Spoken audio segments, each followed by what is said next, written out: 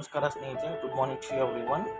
Today I'm making this video on behalf of some issues. Recently, I had been uploaded a video in YouTube by saying about the education review system, which is in NDA. So today, what happened?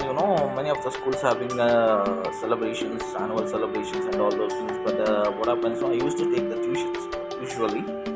Is to take the students to make them into a perfect way in the night outs, as well as when I'll be free. I used to call the students along with the parent permission, and I used to take them for further group for the further basics knowledge.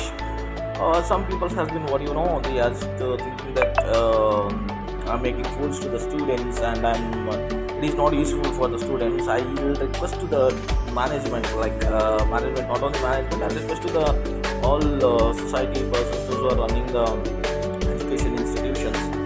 So ನಾನು ಕೇಳ್ಕೊಳ್ಳೋದಿಷ್ಟ ಏನು ಅಂತಂದರೆ, ದಯವಿಟ್ಟು ಹುಡುಗರಿಗೆ ನೀವೇನು ಮಾಡ್ತಾ ಇದ್ದೀರಾ ಅಂತಂದರೆ, revision ಕೊಟ್ಬಿಟ್ಟು ಅವ್ರಿಗೆ ಇಷ್ಟೇ ಓದಿ ಇಷ್ಟರಲ್ಲೇ ಬರುತ್ತೆ ಕ್ವಶನ್ ಎಕ್ಸಾಮು ಅಂತೇಳಿ ನೀವು ಏನು ಮಾಡ್ತಾಯಿದ್ದೀರಾ ಅಷ್ಟನ್ನೇ ಪ್ರಿಪೇರ್ ಮಾಡಿಸ್ತಾ ಇದ್ದೀರಾ. ಹೌದ್ರಿ, ಸೊಸೈಟಿಯಲ್ಲಿ ತುಂಬ ನ್ಯೂ ಟೆಕ್ನಾಲಜೀಸ್ ಬರ್ತಾ ಇದೆ. ಸ್ಟೂಡೆಂಟ್ಸ್ಗೆ ಕಾನ್ಫಿಡೆಂಟ್ ಬಿಲ್ಡ್ ಮಾಡೋಕ್ಕೆ ಹೇಳ್ಕೊಡಿ. ಹೊಸ ಇಂಪ್ಲಿಮೆಂಟೇಷನ್ ಯಾವ ಥರ ಆಗ್ತಾಯಿದೆ ಅದನ್ನ ಹೇಳ್ಕೊಡಿ. ರಿಸರ್ಚ್ ಓರಿಯೆಂಟೆಡ್ ಫೀಲ್ಡ್ ಹೆಂಗಿದೆ ಅದನ್ನ ಹೇಳ್ಕೊಡಿ. ಅದನ್ನು ಬಿಟ್ಟು ನೀವು ಇಷ್ಟೇ ರಿವಿಷನ್ ಕೊಟ್ಬಿಟ್ಟು ಇಷ್ಟರಲ್ಲೇ ಓದಿ ಇಷ್ಟರಲ್ಲೇ 98% ತೊಗೊಳ್ಳಿ. ಅದಕ್ಕೆ ನೀವು ನನ್ನ ಸ್ಕೂಲ್ ಇಷ್ಟು ಓದಿದೆ, ನನ್ನ ಸ್ಕೂಲ್ ಹಂಗೆ ಮಾಡಿದೆ, ನನ್ನ ಸ್ಕೂಲ್ ಇಷ್ಟು ಮಕ್ಕಳಿಗೆ ಪಾಸ್ ಆಗಿದ್ದಾರೆ, ನನ್ನ ಸ್ಕೂಲಲ್ಲಿ ಹೈಯೆಸ್ಟ್ 98% ಇದೆಲ್ಲ ವೇಸ್ಟ್ ಕಂಡ್ರಿ.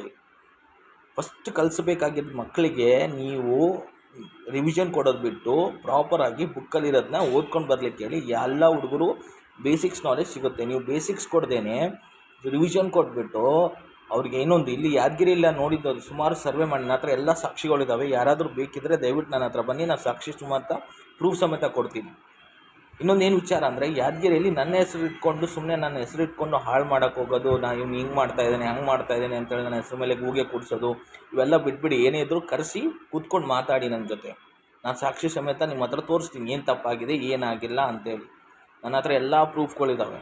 ನೀವು ಕೆಲವೊಂದು ಜಾಯ್ನಿಂಗ್ ಅಂತ ಜಾಬ್ಗಂತ ತೊಗೊಂಡ್ಬಿಟ್ಟು ಆಫರ್ ಲೆಟರ್ ಕೊಡ್ದೇನೆ ಸ್ಯಾಲ್ರಿ 50,000 ಅಂತೇಳಿ 15,000 ಮಾಡಿ, ಇವೆಲ್ಲ ಭಾಳಷ್ಟು ವಿಡಿಯೋ ರೆಕಾರ್ಡಿಂಗ್ ಸದ್ಯಕ್ಕೂ ನನ್ನ ಹತ್ರ ಇದೆ. ನಾನು ಇಲ್ಲಿವರೆಗೂ ಧ್ವನಿ ಎತ್ತಿಲ್ಲ. ಏನಕ್ಕೆ ಅಂತ ಅಂದರೆ, ಹೋಗಲಿ ಬಿಡು ಅಂತೇಳಿ. ನನ್ನ ವಿಚಾರಕ್ಕೆ ಯಾರಾದರೂ ಬಂದರೆ ನಾನು ಈಗಲೇ ಹೇಳ್ತಾ ಇದ್ದೀನಿ, ದಯವಿಟ್ಟು ಕ್ಷಮಿಸಿ. ನಾನು ನ್ಯಾಯಾಂಗಕ್ಕೆ ನಾನು ನ್ಯಾಯಕ್ಕೋಸ್ಕರ ನಾನು ಕೋರ್ಟ್ ಮೆಟ್ಲೇ ಇರಬೇಕಾಗತ್ತೆ. ನಾನು ಪೊಲೀಸ್ ಸ್ಟೇಷನ್ ಹೋಗಬೇಕಾಗತ್ತೆ. ನನ್ನ ಬಗ್ಗೆ ಇಲ್ಲದ ಸಲ್ಲದ ಆರೋಪಗಳು ಮಾಡಿದರೆ, ನಾನು ಈಗಲೇ ಹೇಳ್ತಾ ಇದ್ದೀನಿ, ರೆಂಟ್ ಬಿಲ್ಡಿಂಗ್ ಇಟ್ಕೊಂಡು ಪರ್ಮಿಷನ್ ತೊಗೊಂಡು, ಮತ್ತು ಕೆಲವೊಬ್ಬರ ಹತ್ರ ಬಿಲ್ಡಿಂಗ್ ಸೇಫ್ಟಿ ಇಲ್ಲ, ಫೈರ್ ಸೇಫ್ಟಿ ಇಲ್ಲ, ಇವೆಲ್ಲ ಇಲ್ಲೀಗಲ್ ಪರ್ಮಿಷನ್ಸ್ ತೊಗೊಂಡು ಸ್ಕೂಲ್ ನಡೆಸ್ತಾ ಇದ್ದೀರಾ ಯಾದಗಿರಿಯಲ್ಲಿ. ಅವಾಗೆಲ್ಲ ಎಚ್ಚರಿಕೆ ಕೊಡ್ತಾ ಇದ್ದೀನಿ ನಾನು. ಮಕ್ಕಳ ಜೊತೆ ಆಟ ಆಡೋಕ್ಕೆ ಹೋಗಬೇಡಿ, ಮಕ್ಕಳ ಭವಿಷ್ಯ ಜೊತೆ ಆಟ ಆಡೋಕ್ಕೆ ಹೋಗಬೇಡಿ. ಆ್ಯಂಡ್ ಟೀಚರ್ಸ್ ಯಾರೂ ಪರ್ಫೆಕ್ಟ್ ಇಲ್ಲ. ಎಲ್ಲ B.Ed ಓದಿದ್ದಾರೆ, ಅದೇ ಓದಿದೆ. Even they don't know how to speak an English. As being an English medium students, they don't know how to speak English medium school ಇರೋದ್ರೂ ಸಹ the teachers couldn't able to speak English very well. ಅಂಥವ್ರನ್ನ ತೊಗೊಂಡ್ಬಿಟ್ಟು ನೀವು ಮಕ್ಕಳಿಗೆ ಪಾಠ ಹೇಳ್ಕೊಡ್ತೀರಾ? ಅದು ಯಾವ ಥರ ನ್ಯಾಯ ಕೊಡ್ತೀರಾ ನೀವು? ಫಸ್ಟ್ ನೀವು ನಿಮ್ಮನ್ನು ತಿದ್ಕೊಳ್ಳಿ, ಆಮೇಲೆ ಬೇರೆಯವ್ರನ್ನ ತಿದ್ಕೊಳ್ಳಿಕ್ಕೆ ಬನ್ನಿ. ದಯವಿಟ್ಟು ರಿಕ್ವೆಸ್ಟ್ ಮಾಡ್ಕೊಳ್ಳೋದಿಷ್ಟೇ. ನನ್ನ ವಿಚಾರವಾಗಿ ಯಾವುದೇ ಸ್ಕೂಲಲ್ಲಿ ನನ್ನ ವಿಚಾರವಾಗಿ ಏನಾದರೂ ನನಗೆ ಕೇಳಿ ಬಂದಲ್ಲಿ ನಾನು ದಯವಿಟ್ಟು ನ್ಯಾಯಾಂಗಕ್ಕೆ ಹೋಗ್ತೀನಿ. ನನಗೆ ನ್ಯಾಯ ಕೇಳಲಿಕ್ಕೆ ಹೈಕೋರ್ಟ್ ಇದೆ, ಪೊಲೀಸ್ ಇದೆ, ಅವ್ರ ಹತ್ರ ಹೋಗಿ ಕೂತ್ಕೊಳ್ತೀನಿ.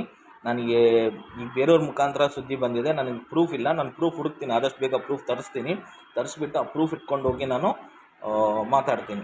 ಅಲ್ಲಿವರೆಗೂ ನಾನು ಮಾತಾಡಲ್ಲ.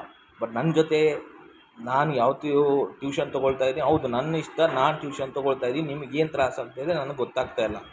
ನಾನು ಹುಡುಗರಿಗೆ ನ್ಯಾಯಬದ್ಧವಾಗಿ ಓದಿಸಿ ಅವರಿಗೆ ಒಂದು ಒಳ್ಳೆ ಎಜುಕೇಷನಲ್ಲಿ ಒಂದು ಒಳ್ಳೆ ಹೆಸರು ಮಾಡಲಿ ಅಂತ ಹೇಳೋದು ನನ್ನ ಆಸೆ ಅಷ್ಟೇ. ನನ್ನ ಹತ್ರ ಬಂದಂಥ ಹುಡುಗ ಒಬ್ಬ ಬುಕ್ಸ್ ಬರೆದಿದ್ದಾನೆ, ಅವ್ನ ಬುಕ್ಕು ಪಬ್ಲಿಷ್ ಮಾಡಿದ್ದೀನಿ. ಭಾಳಷ್ಟು ಜನ ಏನಂತಾರೆ, ನನ್ನನ್ನು ಕುಗ್ಸ್ಲಿಕ್ಕೆ ಟ್ರೈ ಮಾಡಿದ್ರು. ನಾನು ಕುಗ್ಗಲ್ಲ. ಇಂಥ ಬೆದರಿಕೆಗೆಲ್ಲ ನಾನು ಎದುರವನಲ್ಲ.